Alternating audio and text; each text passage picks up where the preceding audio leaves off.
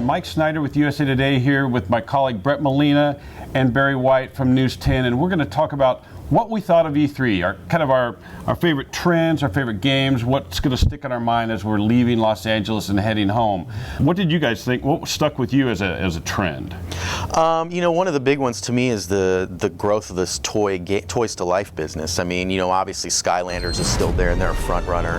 We're now seeing Disney Infinity expand. I mean, they're adding Marvel superheroes later this year, and that's been a big property for them. And now Nintendo joins with Amiibo, and they're going to bring Mario, Donkey Kong, lots of other characters to their games. So, it's just something that kids really love, and I think it's something that's just really blossomed. And I've noticed a big push this year towards free-to-play gaming. Of course, PlayStation announced that there's going to be a lot of support for free-to-play on the PS4 with PlanSide 2 coming out. You have Warframe, that was a launch title, and they're supporting that very well. Well, let's change the topic to games. Brett, is there a game that stuck in your mind? It was one of my favorites last year, and it is again Eve Valkyrie. They actually just have a big update since last year, so it's running on Unreal Engine 4, which is an upgraded tech, and it's an amazing experience. It's on Oculus Rift, so it's you have the headset on, and it's basically intergalactic dogfighting. You're in a spaceship, and you're flying around space, and you're trying to take down other ships with missiles and machine guns, and you're looping and spinning, and you can feel all the drops in your stomach, and it's impressive. And again, Oculus, I mean, that technology still amazes me, and the games that they can put out. How about you, Barry? Well, it's a big one. I'm afraid to say that it scared the bejesus out of me. I was jumping in my seat every 20-30 seconds. Alien Isolation.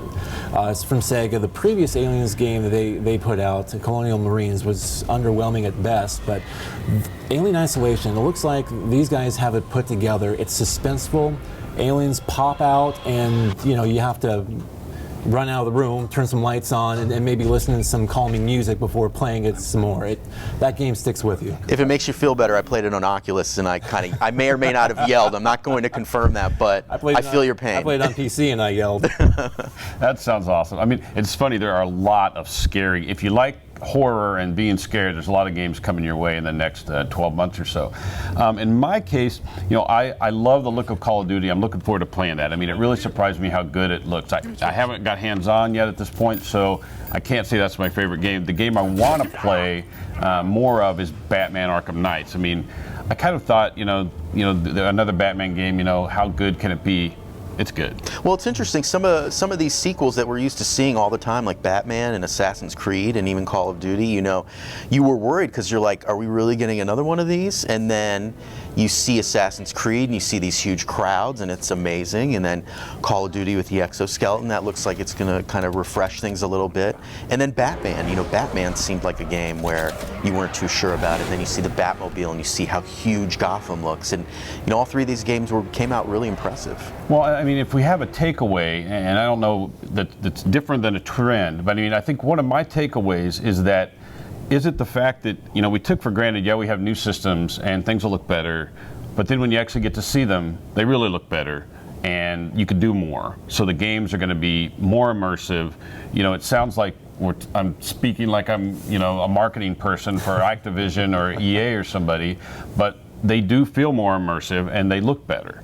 Well, the scale seems to be the big thing. I mean, like a lot of the role-playing games, like The Witcher and Dragon Age. I mean, these seem like huge universes and huge worlds. And we've had some games already on older consoles like Skyrim that have been big, but these seem even bigger than that. One phrase that I've been hearing over and over and over again with a lot of these large open-world RPGs is, if you can see it, you can travel to it. It might take you a while, it might take you a long time, but eventually you can get there.